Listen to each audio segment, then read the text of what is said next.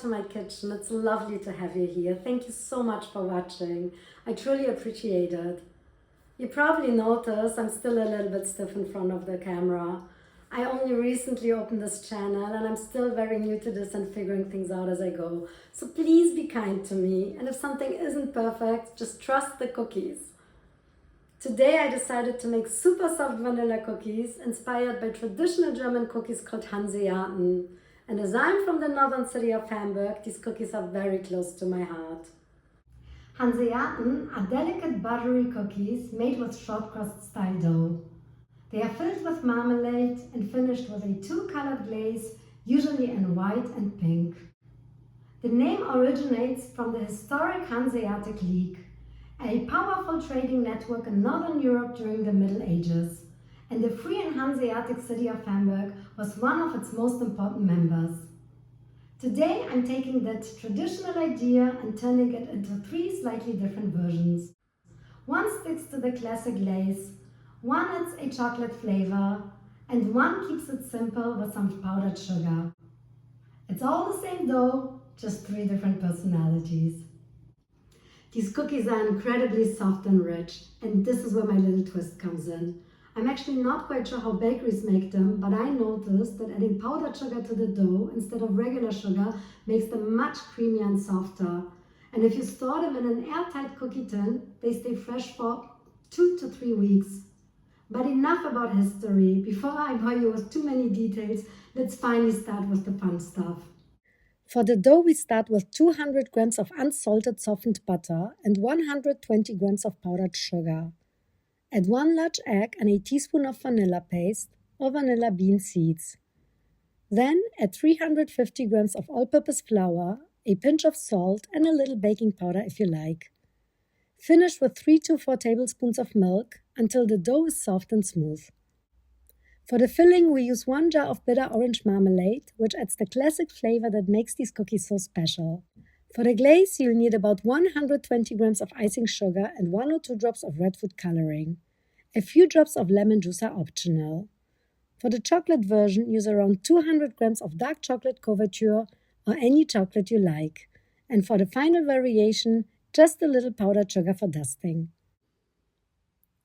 To start the dough, add 200 grams of softened butter to a bowl and sift in 120 grams of powdered sugar. This is actually one of my little secrets. Using powdered sugar instead of regular sugar makes the cookies much softer and more delicate in the end. Now take a hand mixer with the regular beaters and mix the butter and sugar until the dough is smooth and fluffy. Next, add 1 teaspoon of vanilla paste, or if you like, the seeds from a whole vanilla bean. Add 1 large egg. Mix again until you have a smooth, creamy consistency. Place a sieve over the bowl and add 350 grams of all-purpose flour. Add about half a teaspoon of baking powder if you like. It is optional, but it will give the cookies a slightly softer, more tender texture. Now add a pinch of salt. Sift everything into the butter mixture. For the next step, switch to the dough hooks. Mix just until the dough starts to come together and form small clumps. Then pause for a moment and add 3 to 4 teaspoons of milk. This is another little trick to make the cookies extra soft. If the dough feels too dry, simply add 1 more teaspoon of milk. Continue mixing briefly until the dough comes together. Now use your hands to gently bring everything into a smooth dough. Wrap the dough in plastic wrap. Before we can cut out the cookies, first we need to place the dough in the refrigerator for about 30 to 60 minutes. It should feel slightly firmer afterwards, but still soft and easy to work with. Once the dough is chilled, we can move to the next step. Now we can start shaping the cookies. I'm using 3 different cookie cutters. 1 large, 1 small, and 1 with a small cutout in the center. Also, let's prepare a rolling pin. Before we begin, now it's the perfect moment to preheat the oven to 170 degrees Celsius with top and bottom heat. Lightly flour your work surface and dust a little flour onto your rolling pin as well. Take about a third of the dough or a little bit more and gently knead it until it's easy to work with. Roll the dough out to about 4 to 5 millimeters thickness. I like to place a piece of parchment paper on top while rolling. It really helps create a smooth, even surface. Cut out the cookies with the large cookie cutter first and place them onto a baking tray. In my case, I made 18 large cookies. Before baking, chill the cookies in the refrigerator for at least 10 minutes. This helps them hold their shape in the oven and keeps them from spreading too much. While the first tray is chilling, take another third of the dough. This time, instead of the large cutter, use the small round cutter. Roll out the dough just like before, using parchment paper for a smooth surface. Once finished, start cutting out the cookies. As you can see, the cookies shouldn't be too thin. This keeps them soft and tender after baking. Altogether, I made 20 small cookies. Place them on a second baking tray. Now take the first tray out of the refrigerator and place the second tray in. Again, chill the cookies in the refrigerator for at least 10 minutes. In the meantime, take the first tray and bake the chilled cookies with top and bottom heat at 170 degrees Celsius for 8 to 10 minutes. They should stay quite pale. As soon as the edges get a very light golden color, take them out. While one tray is baking, keep the next one chilling. And don't forget to set a timer and keep an eye on them. For the last variation, roll out the remaining dough once more. Use the last cutter to create two types of cookies. One half without a cutout for the base, and one half with a small center shape. I'm using a small bunny here, but you can also choose any shape you like. A circle, a star, or a heart. They all look beautiful. Again, I cut 20 cookies in total, 10 without a center shape and 10 with a center shape. Now it's time to take the second tray out of the refrigerator and place the last tray in. Again, chill the cookies in the refrigerator for at least 10 minutes. Then take the second tray with the chilled cookies and bake them the same way as before with top and bottom heat at 170 degrees Celsius for 8 to 10 minutes. Repeat this process until all the cookies are baked. This is how the baked cookies should look like. As you see, they should stay quite pale, not browned. This is exactly what gives them their soft, delicate texture. Now we fill the cookies with marmalade. Traditionally, Hanseaten are filled with bitter orange marmalade, which balances the sweetness of the glaze. Today, you might also see them with red marmalade, but we stick to the traditional approach. Heat the marmalade over medium heat, stirring until it's a little fluffy. Once it is heated, I use a hand blender for a super creamy consistency so there are no lumps and the cookies stay even. I start with the small round cookies. Place a teaspoon of marmalade on one cookie and place another on top, pressing the two cookies gently together. I repeat this until all the small cookies are filled with marmalade. Then I move on to the large cookies. Here I add about 2 teaspoons of marmalade on one large cookie and cover it with the matching cookie. At the end, I have 10 small double-decker cookies and 9 large ones. Before moving on to the next step, make sure to let your cookies cool completely. This is how the bakeries do it. It makes the glazing much easier and keeps everything looking neat and perfect in the end. Now, for the last variation, we do things a little differently.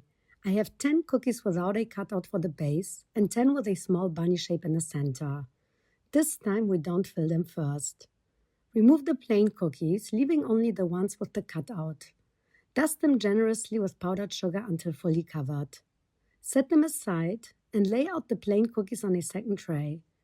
Add about a teaspoon of marmalade to one, then place a powdered sugar cookie on top. See how the marmalade shines through the little bunny. Such a beautiful detail.